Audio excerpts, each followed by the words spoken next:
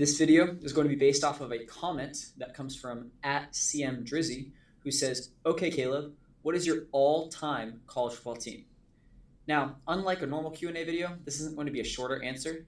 In fact, it's going to be a much longer video. So I decided to go into every single position that I think would line up for the all-time college football team.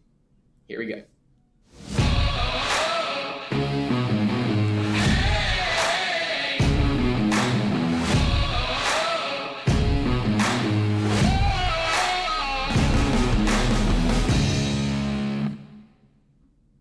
Okay, let's get into this. To start off, before explaining who my picks are for this all-time college football team, I'm going to go over the specifications that I've chosen for how I chose each player.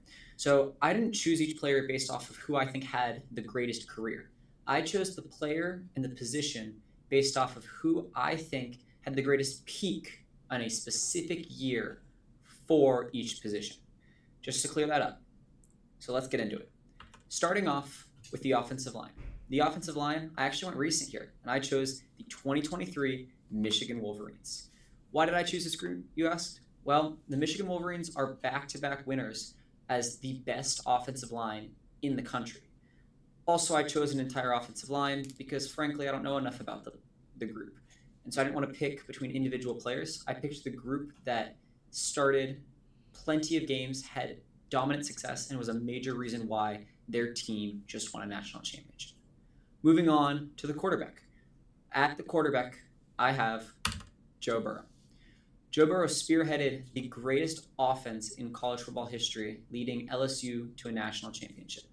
And while he didn't have the greatest quarterback career out of anybody, some would argue Vince Young or Tim Tebow or others, he had certainly one of the greatest quarterback seasons that anybody's ever seen. And so if I had to pick a player at their peak who I'd want to lead the offense, I'd have to go with Joe Burrow.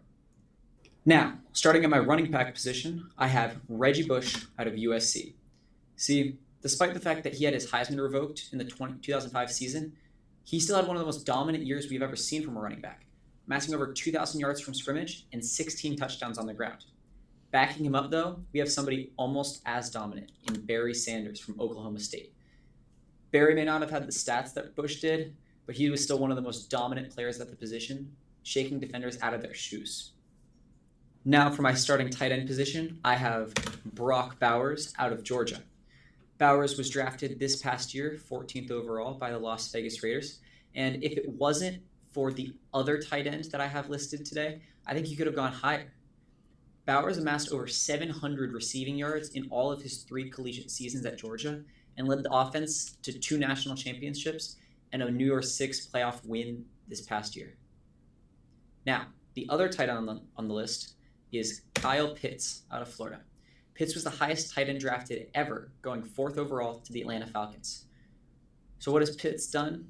Well, in college, he didn't have the receiving yards that Bowers may have had, but he had 12 touchdowns his junior season, and that propelled the Florida offense. Labeled as a unicorn, he's one of the most versatile weapons the college football game has ever seen. And now, the moment all of you have been waiting for, we are getting into the receivers. Now again, I must remind you that this receiving core isn't based off of who's done the best in the NFL or who is the most consistent player throughout their college football tenure. This is who I think would fit best within this offense, in which receivers really were dominant throughout at least one season in their collegiate career. Which is why, starting off, I have Larry Fitzgerald out of Pitt. Larry Fitzgerald made a Pitt team relevant in a way that it hadn't seen since Dan Marino left. Amassing 1,600 receiving yards in his final year, he really led that Pitt offense to places they hadn't been in years.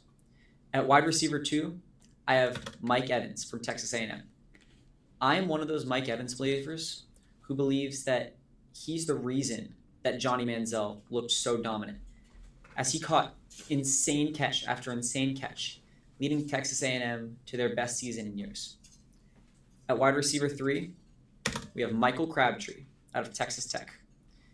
Now, this is a bit of a shock, considering his NFL career may not have gone the way that anybody had envisioned it.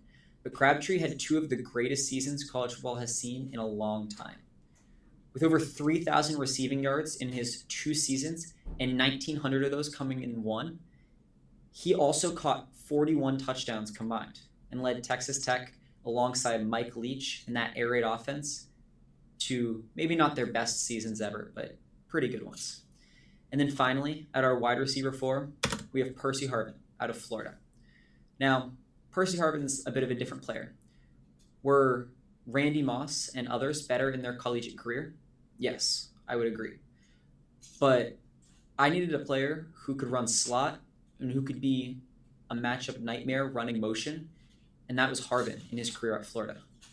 Playing alongside those 2 national championship teams, Harvin often had the announcers screaming, "Mercy, Percy," as he outran defender after defender. Now, for my defense, starting off with defensive tackle.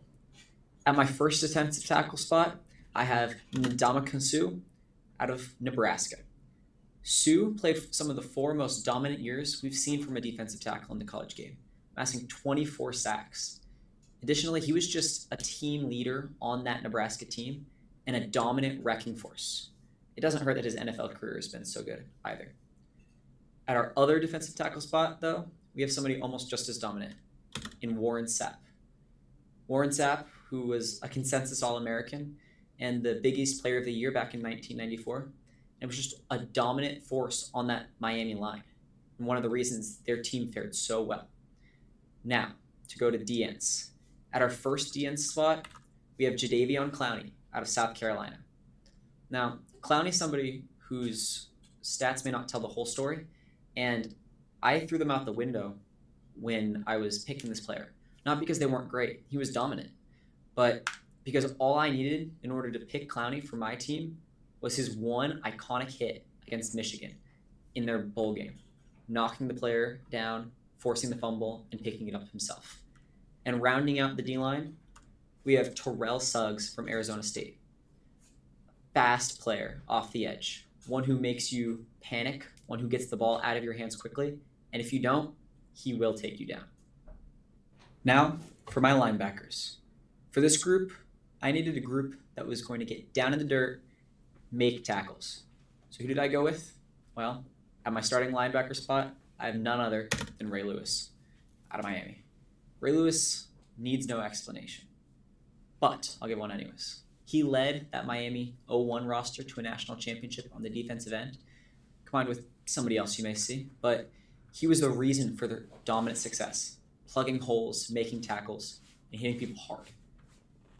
On the outside of him, I have Luke Kuechly out of Boston College.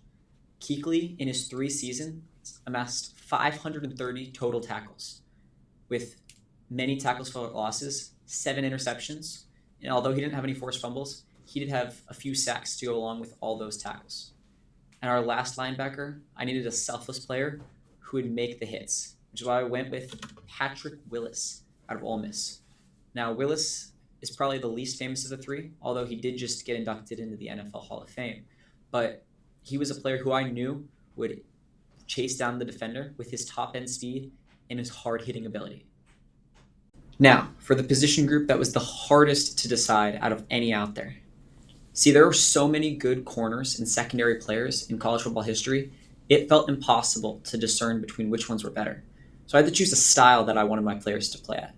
So I picked some savvy, get-in-your-face, not afraid to make it personal kind of defenders, which is why my cornerbacks are Patrick Peterson, Deion Sanders, and Jalen Ramsey. With 2 FSU and 1 LSU corners, both universities always fighting over who's DBU, I figured this was the perfect group that weren't going to let anything slide. All first-round picks, all dominant quarters in their time. It felt like it was just the right group. And backing them up on the end, Ed Reed from the 01 Miami team. Again, this secondary, hard-hitting, not going to let you have anything. Up-in-your-face kind of players who are going to trash talk you on and off the field. And finally, for the all-time college football special teams. Starting off with our kicker, we have Sebastian Janikowski out of FSU. As the only kicker ever drafted in the first round, this was a no-brainer. Not to mention, he was a dominant kicker in his time at FSU. And again, he was drafted 17th overall by the Raiders, so you really can't beat that. At punter, we have Matt Ariza from San Diego State. Labeled the punt god, this one again may go without much of an explanation. But Ariza consistently boomed balls past the punt returners, kicking 80-plus yarders in many of his games. At kick returner, we have Tavon Austin out of West Virginia. Yes, that Tavon Austin. The guy who has his own music for all of his highlight tapes. But seriously, Austin was a dominant player in his kick returning abilities. Averaging 24.8 yards per return, he was a nightmare to tackle. And at punt returner, we have Ted Ginn Jr. out of Ohio State. Ted averaged 14 yards a punt return, which is pretty impressive. But alongside that, he had 6 punt returns for touchdowns in his 3 seasons at Ohio State. And that's it. That is all that we have for our all-time college football team. Again, thank you for the question. It was really fun to make this video. But lastly, I'm Caleb. Thanks for watching.